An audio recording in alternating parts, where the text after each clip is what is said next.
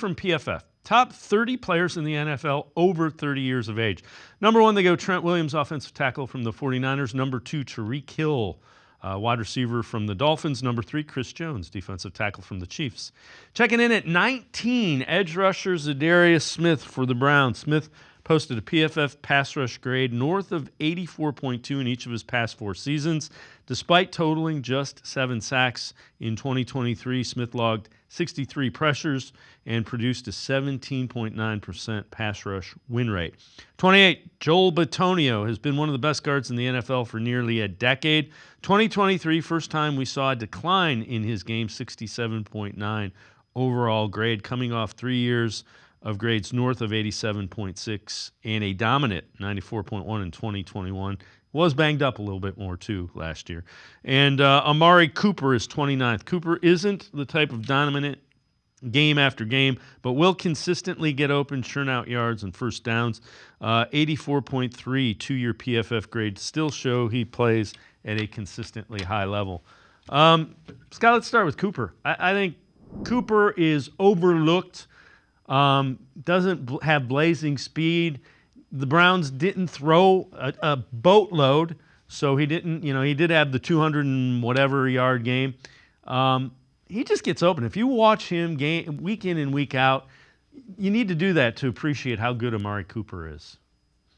No, there's no doubt. And I think he's still a top, 15, 20 receiver in this league. I have not seen him slow down very much. He's been, nicked up with injuries at the end of the last 2 seasons that he's played through or tried to play through. I really like him. I think he's incredibly valuable. I think he's going to continue to be good. Now, we could have the argument whether or not the Browns should pay him moving forward. He's entering the last year. I get that with a receiver his age. But I think he's been a great influence on this team. Still incredibly productive, despite, not having one quarterback really to just sit there and throw him the ball the last 2 years. And maybe he'll benefit from the spread, from the spread out offense, from having Jerry Jeudy, I'm certain he would benefit from having Deshaun Watson for a full season. The other one, Joel Bitonio, that they mentioned in decline, he was just kind of beat up a lot of last year. And he just goes out and plays most of the games. Yeah, I thought both those guys are too low on this list. I would have had them both ahead of Za'Darius.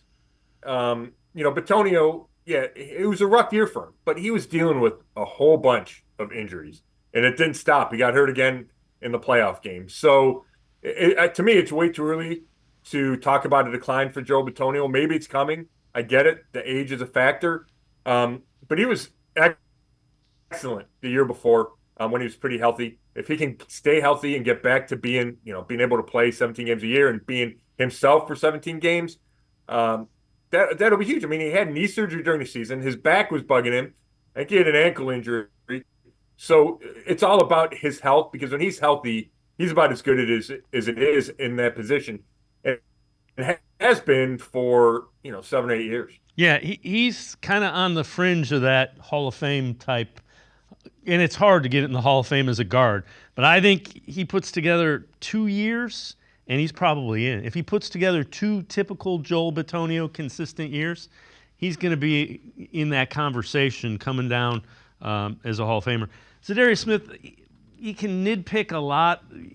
All I know is when you put him on the defensive line with Myles Garrett became the defensive player of the year everybody was hoping and expecting him to be. That's pretty good. Yeah, he's a really good player. He's a really good player, and enough for the Browns to make it a priority to re-sign him. It feels like he fit in here. Wanted to come back, obviously.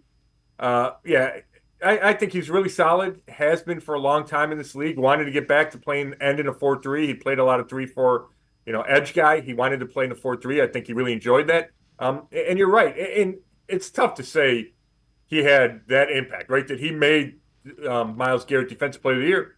But he's certainly one of those factors. And I don't think that should be downplayed at all.